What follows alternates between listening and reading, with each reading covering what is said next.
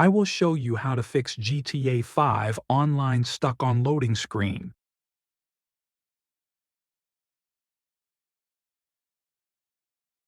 When your game is stuck in loading, go to Task Manager, click Performance, go to the right part, look for Resource Monitor, and look for GTA 5 application.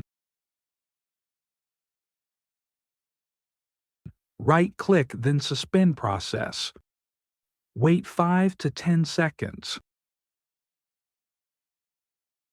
Then click again, Resume Process. Other way. Open the game in the Steam library, click Properties, and go to Installed Files. Then click Verify Integrated of Game Files. Wait for the process to complete. Thanks you for watching, and if you haven't subscribed yet, be sure you hit subscribe button.